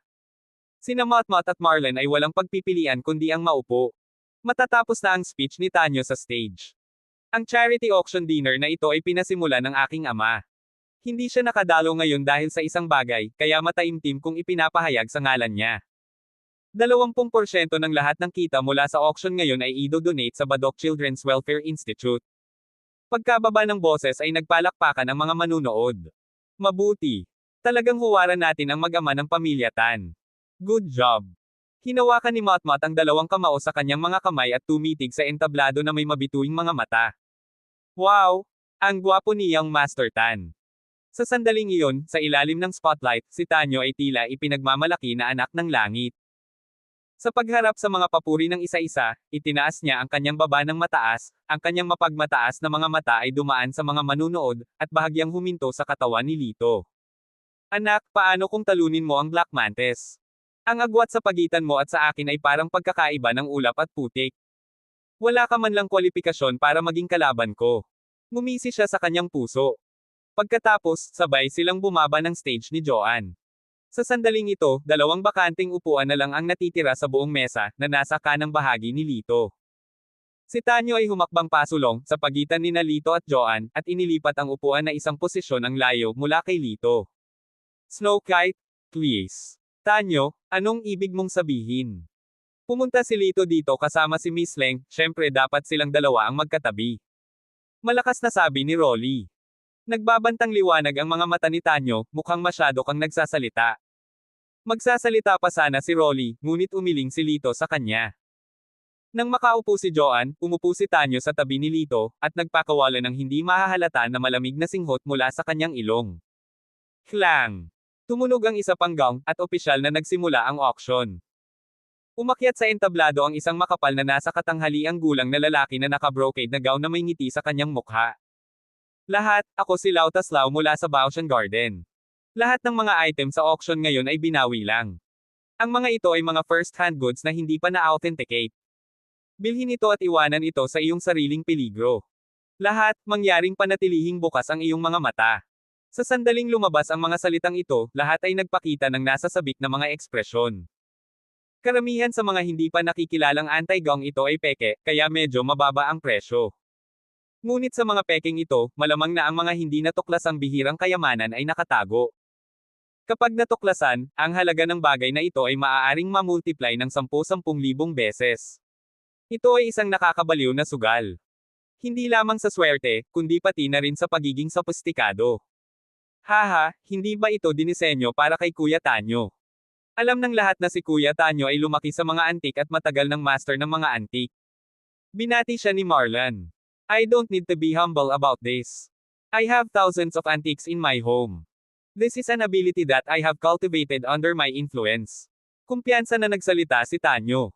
Bigla siyang tumingin muli kay Lito, siguro kung nag-aral ng mga antik si Mr. Argel. Hindi, lumaki ako sa isang mountain village. I only dealt with forest birds, insects, fish and animals. Wala pa akong nakitang antik. Totoong sinabi ni Lito. Paf! Parang pagong talaga. Tinakpin ni Motmot ang kanyang bibig at tumawa. Kung gayon, natatakot akong walang magawa kung wala ka. Sa katunayan, maaari ka nang umalis. Kahanga-hanga si Marlon. Kung hindi siya aalis, hindi ako aalis. Sumulyap si Lito kay Joanne. Okay, very good. Loyal talaga si Mr. Argel. Ngumisi si Tanyo, sa pag-aakalang pinupukaw siya ni Lito, ang galit sa kanyang puso ay patuloy na nag-aalab.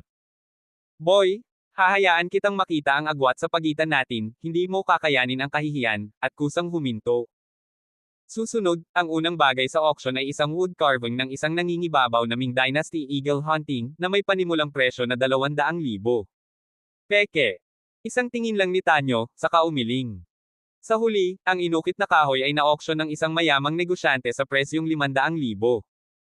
Susunod, mayroong isang white jade Guanyan statue mula sa Qing Dynasty, na may panimulang presyo na 250,000.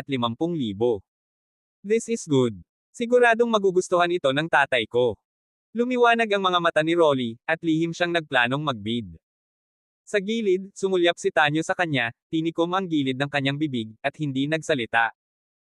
Masasabi niya sa isang sulyap na ang Guanyan na ito ay isang modernong imitasyon, at ito ay nagkakahalaga lamang ng 100,000. Maraming tao sa field ang halatang nagustuhan din ang rebeltong ito ng Guanyan. Ang bidding ay tumaas sa lahat ng paraan, at ito ay tumaas sa 1.2 milyon sa maikling panahon. Nang itataas na ni Rolly ang bidding card sa kanyang kamay, bigla itong hinawakan ni Lito. Huwag magtaas, hindi antik ang bagay na ito. Napatingin sa kanya si Rolly na nagtataka, Brother Lito, hindi mo ba sinabi na hindi ka nakakaintindi ng mga antik? Magtiwala ka lang sa akin.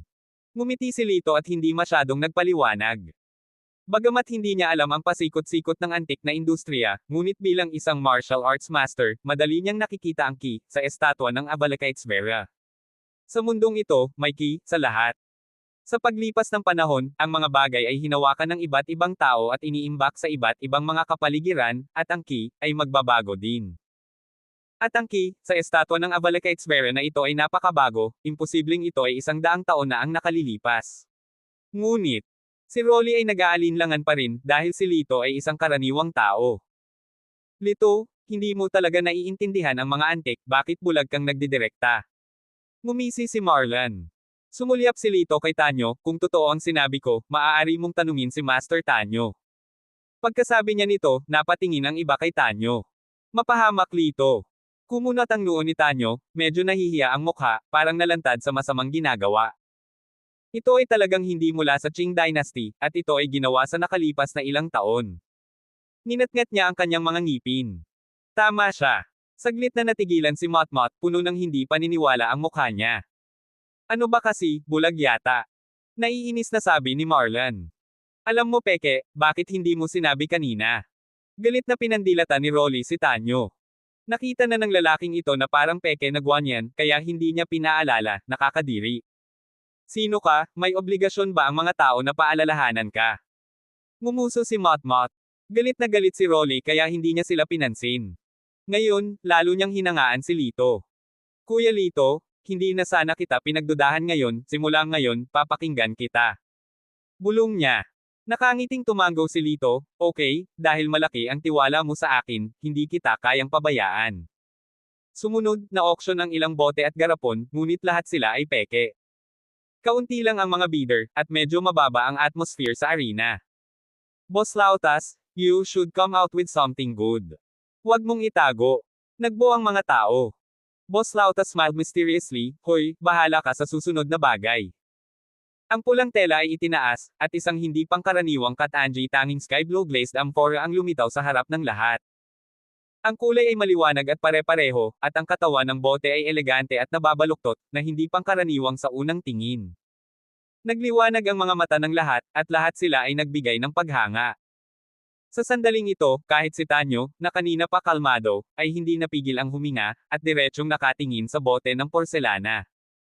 Nagmamadaling umakyat sa entablado ang isang nasa katanghaliang gulang na lalaki na naka-gray na gown at may gintong rimmed na salamin, kumuha ng magnifying glass, at tiningnan itong mabuti. Tapos, bumigkas siya ng padamdam. Ito. Isa talaga itong craft ng Ming Dynasty. Hindi ko inaasahan na makakahanap ako ng ganoong kayamanan dito ngayon. Tinitigan ni Tanyo ang matanda, sa hindi inaasahang pagkakataon, dumating din si Mr. Sake, ang master ng mga antique. Sinabi ng Sake Master na ito ay isang kayamanan, kaya dapat ito ay tama. Agad na kumulo ang mga tao sa labas ng field, at lahat ay buong sakam na tumitig sa bote ng porselana, gustong kunin ito para sa kanilang sarili. Nang makita ang reaksyon ng lahat, si Rolly ay puno ng pananabik. Mukhang ito ay isang tunay na kayamanan, ang paggawa at kapital ay tiyak na mananalo. Maging si Joan ay hinawakan ng mga bidding card sa kanyang kamay, na parang gusto niya magbid para sa porcelain na florera na ito. Sa gitna ng lahat ng pananabik, tanging si Lito ang nanatiling kalmado. Matagal na bumagsak ang kanyang mga mata sa bote ng porselana, pagkatapos ay bahagyang binawi, at lumutang sa gilid ng kanyang bibig ang isang ngiti na hindi alam ang kahulugan. Kabanata 149. Ming Dynasty Sky Blue Glazed Amphora, ang panimulang presyo ay 500,000, at ang pagtaas ng presyo ay 50,000. Nang matapos magsalita si Boss Lautas, may naiinip na itinaas ang karatula. 600,000, 650,000, 800,000, 2,800,000. Tumaas ang presyo ng mga porcelain vase, ngunit sa loob lang ng 1 minuto, umabot na sa milyon. Ang mga tao ay lahat ay naiinggit, at lahat sila ay tiyak na makakakuha ng porselana na florera. Sa sandaling ito, 10 milyon. Isang mahinang tunog ang lumabas sa bibig ni Tanyo. Biglang natigilan ang lahat, at may tunog ng paglanghap sa paligid. Ito ay 10 milyon sa isang shot, hindi ba ito masyadong nakakahiya?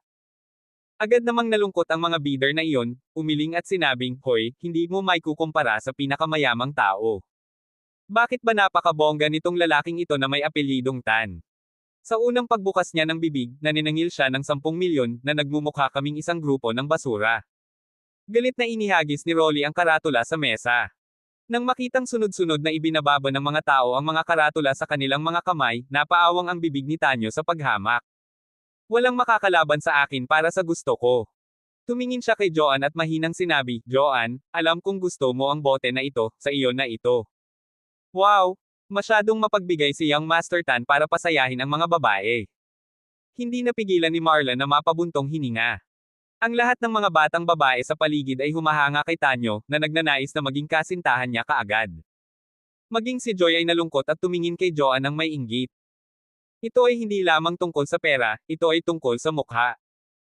Every girl wants to be sought after in public, Tanyo move, I'm afraid no girl can stand it.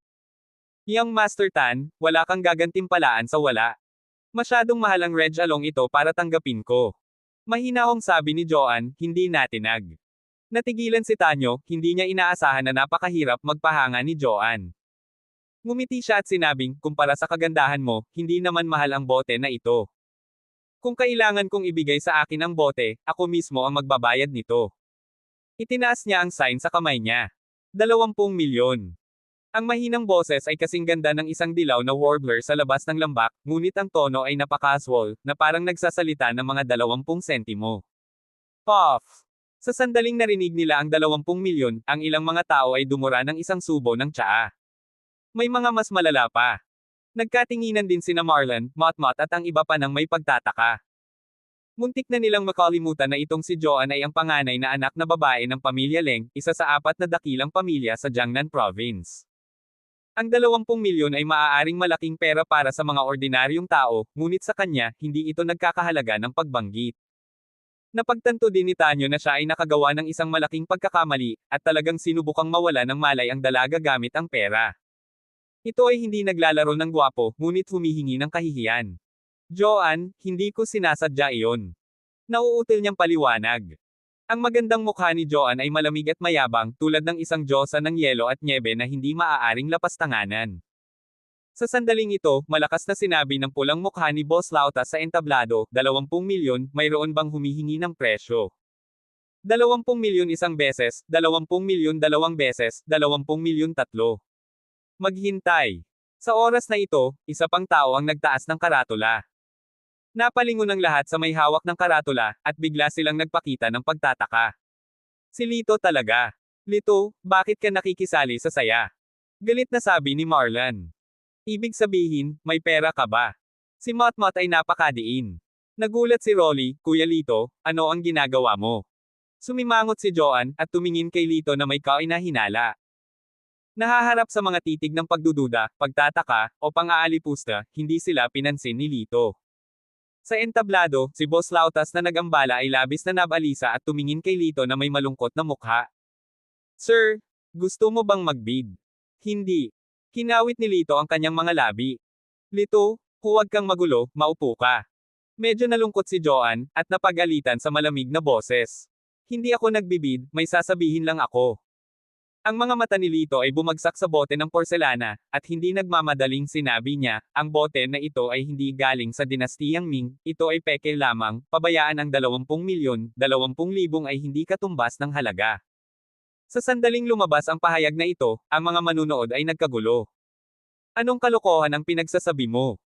Si Boss Lautas ang unang ayaw, itinuro si Lito, at galit na nagsabi, maging ang Master of Sake ay nagsabi na totoo ito, kaya posibleng mas mataas ang iyong level kaysa sa Master. Tumango naman ang iba bilang pagsang-ayon. Oo, totoo ang sabi ni Master. Si Mr. Sake ay isang kilalang master ng mga antik sa Central Ontario, hindi naman pwedeng magkamali, di ba? Hindi na makaupo si Mr. Sake, galit siyang tumayo, at tinitigan si Lito. Mahigit 20 taon na akong nasa antique business, at hindi ko pa ito nabasa ng mali. Sabi mo peke ang sky blue glaze. Dapat magpakita ka ng totoong ebidensya, kung hindi, hindi kita basta-basta patatawarin. Tumayo si Rolly sa harap ni Lito at sinabing may humihingi ng tawad ng ngiti, Mr. Sake, mapusok ang kapatid ko, huwag mo akong sisihin, humihingi ako ng tawad sa iyo sa ngalan niya.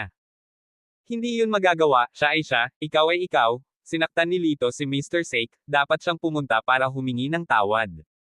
Sabi ni Tanyo. Ikaw. Nagmura si Rolly sa kanyang puso, ang taong gumawa ng gulo.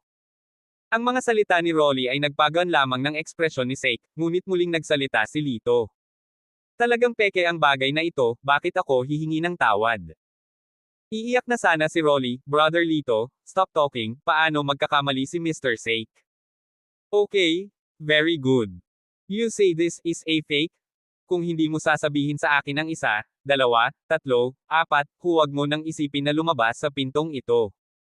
Galit na galit si Mr. Sake, at huminto sa harap niya, halos lumipad ang balbas niya. Hoy, itong si Lito, sa pagkakataong ito ay ginugulo niya si Thorn. Lihim na tumawa si Marlon.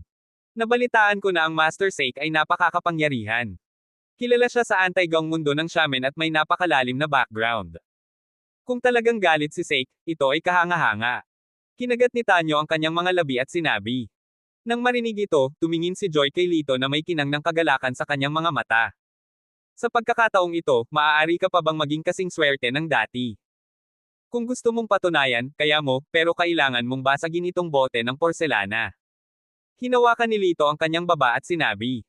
Baliw, baliw ang batang ito, isang kayamanan na nagkakahalaga ng 10-10 milyon, akala mo laruan. Galit si Boss Lautas at pinadyak ang mga paa. Hehe bata parang wala kang intensyon di ba? Ngumisi si Mr. Sake, halika dito, sipain mo siya. Sa sandaling ito, bahagyang gumalaw si Lito, itinaas ang bote, at ibinagsak ito sa sahig. Click! May kaluskos na tunog. Matapos mag-react ang lahat, ang napakagandang bote ng porselana ay ginawang isang pool ng mga fragment.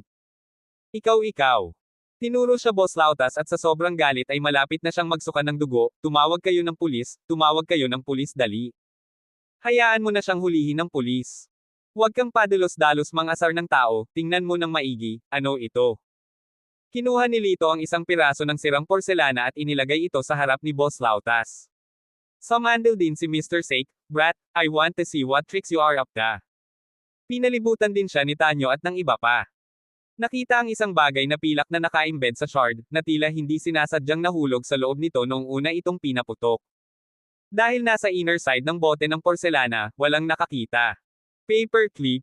Si Rolly ang unang nakakilala nito, at tinampol ang kanyang hita, saan nanggaling ang mga paper clip noong Ming Dynasty. Sa oras na ito, ang iba ay naiintindihan din at hinihingal. Ito ay talagang peke. Sina Boss Lautas at si Mr. Sake ang may pinakapangit na mukha. Ito. Si Boss Lautas ay hindi siya nakaimik, namumula ang mukha sa pagpipigil. Kumaibot ang mga sulok ng bibig ni Mr. Sake, naging bughaw at mapatla ang kanyang mukha, at nais niyang makahanap ng butas sa lupa para makapasok. Hindi natalo sa loob ng mahigit 20 taon, talagang nakatiklop ito sa kamay ng isang binata ngayon, sa harap ng napakaraming tao. Kabanata 150. Sa oras na ito, nagbago ang paraan ng pagtingin ng lahat kay Lito. Kuya Lito, paano mo nalaman na may paperclip sa loob? Tinanong ni Rolly nang may pagdududa ng lahat. Akala ko. Ngumisi si Lito at inosenteng napakamot sa likod ng kanyang ulo. Kung alam ng mga ito na nakakakita siya sa pamamagitan ng mga mata, tiyak na magdudulot ito ng sensasyon. Ayaw niyang kaladkarin siya sa laboratory para mag-research. Hulaan mo. Halos sa mukha ng dugo si Rolly. Yung iba nagdududa din, masyadong tumpak ang hula na ito, di ba? Ngunit kung ito ay hindi isang ligaw na hula, tila walang ibang makatwirang paliwanag. Matagal na siyang niloko. Sabi ko nga, ang swerte niya talaga. Ngumuso si Motmot. Tumango si Marlon, kung gusto mong pag-usapan ang totoong kung fu, si Tanyo. Si Tanyo, na orihinal na nabigla, ay nag-relax din, at ninisyon si Lito ng may pang-aalipusta. Imposibleng maging mabuti ang swerte ng isang tao sa lahat ng oras, kaya mangyaring gawin ito sa iyong sarili. Tumalikod ka at bumalik sa iyong upuan. Bagamat peke ito, gumastos ako ng 400,000 para kolektahin ito, at dapat mong bayaran iyon. Galit na sabi ni Boss Lautas. Babayaran ko siya. Dahan daw ang lumapit si Joanne, tiningnan ang mga piraso ng porselana sa kanyang kamay, at ngumiti sa kanya, salamat, kung hindi ay gumastos ako ng 20 milyon para bumili ng peke. Hay nako, swerte ko lang. Tumawa si Lito. Ito ba? Bahagyang ngumiti si Joanne, ang kanyang magagandang mata ay kumikislap sa hindi kilalang liwanag. Lumapit siya sa tenga niya at bamulong, magagawa mong lokohin ang iba, pero hindi mo ako maloloko. Mainit na hininga, mabango at kaaya-aya. Sa isang iglap, tila nataman ng kuryente si Lito, nanginginig ang kanyang buong katawan, at medyo naging mabigat ang kanyang paghinga. Napagtanto na ang dalawa ay masyadong malapit, si Joanne ay nagulat din. Ito ang unang pagkakataon na nagkusa siyang lumapit sa opposite sex nang lumaki siya ng napakalaki. Kagat-kagat ang mapupulang labi, bakas ang pagkapahiya sa maganda niyang mga mata, agad siyang napaatras, namumula ang pisngi na parang rosas. Sa pagtingin sa eksenang ito, ang ibang mga lalaking naruroon ay lahat ay mukhang naiinggit at nagseselos. Sino itong batang ito? Ang dilag na si Joanne ay malapit sa kanya. Lalong nagalit si Tanyo, at binasag ng malakas ang baso ng alak sa kamay niya. Nang makita ito, si Marlon at ang iba pa ay ibinaba ang kanilang mga ulo, hindi nang ahas na ilabas ang kanilang galit. Please take your seats. Tuloy na ang auction. Tumikim ang host para maibsan ang nakakahiyang galit. Susunod, ang isang serye ng mga bagay ay na-auction, ang ilan ay totoo at ang ilan ay peke, ngunit ang mga presyo ay medyo mataas. Naisip ni Lito na hindi ito katumbas ng halaga, kaya hindi niya hinayaang kumuha ng shot si Rolly. Di nagtagal, second half na. Biglang tumayo si Tanyo, pumunta sa harap ng stage, at tumahimik. Ako mismo ay naglabas ng Qing Dynasty na enamel-colored vase, at lahat ng kita mula sa auction ay maibigay sa charity. Naglabas ng makulay na vase ang kanyang mga nasasakupan mula sa brocade box. Anong kayamanan? Napaka-generous ni Young Master Tan. Napatingin si Mr. Sake sa vase at hindi maiwasang purihin ito. Nagtipon-tipon ang lahat, at maraming taong nakakaalam ng mga paninda ay tumango rin bilang paghanga.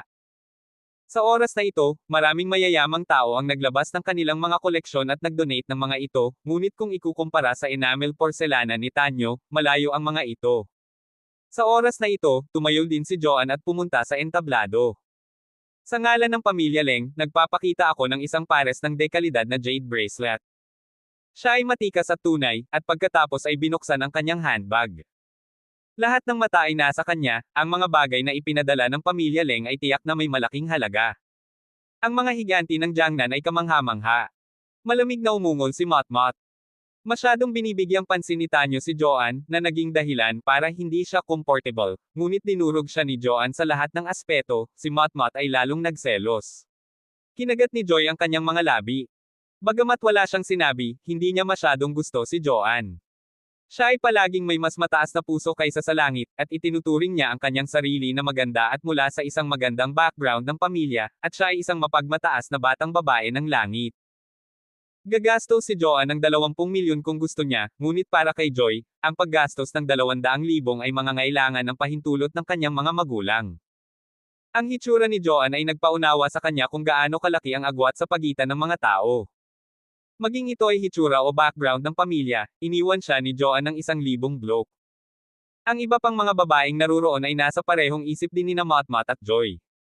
Sa panlabas, pinuri nila si Joanne para sa kanyang walang kapantay na kagandahan, ngunit sa katotohanan ay nais nilang maging malas at nakakahiya. Yung bracelet ko. Matapos maghanap ng ilang sandali sa bag, bahagyang sumimangot si Joanne, at biglang naalala na nakalimutan niya ang pulse heiress sa bahay ni Lito kagabi. Ano? Miss Leng? Baka nag-aatubili siyang ibigay, pero nagkunwaring kinalimutan. Sinamantala ni Motmot ang pagkakataon at nginisyan. Nagkunwaring ngumiti si Joy at sinabing, si Miss Leng ay dapat na gustong-gusto ang pares ng mga pulse heiress na ito, dahil ayaw niyang ilabas ang mga ito, pagkatapos ay kalimutan ito, naiintindihan nating lahat. Nang makita ito, ang iba pang mayayamang babae ay nagsimula ring ngumisi sa mahinang boses. Miss Leng? Ipokrito. Iyon ay, sa pangalan ng kawanggawa, hindi ako maaaring humiwalay sa isang pares ng mga pulseres. Nakaharap sa mga sarkastikong tingin, kinagat ni Joanne ang kanyang ibabang labi, nangingilid ang mga luha sa kanyang mga mata. Bagamat malamig ang kanyang personalidad, kakatungtong pa lang niya ng 20 taong gulang, kaya hindi niya ito masyadong kinaya. Joanne, huwag kang mag-alala, magpapadala ako kaagad ng isang pares ng mga pulseres. Nagmamadaling sabi ni Tanyo, sinamantala ang pagkakataong hawakan ang kamay ni Joanne. No. No need. Binawi ni Joanne ang kanyang kamay, ngunit hinawakan ito ng mahigpit ni Tanyo, at hindi niya ito mabunot kahit anong pilit niya. Sa oras na ito, ang walang malasakit na boses ni Lito ay nagmula sa gilid.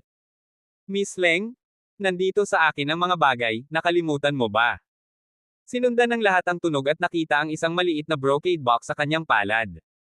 Kasabay nito, isang pilak na karayom ang lumipad mula sa kamay ni Lito.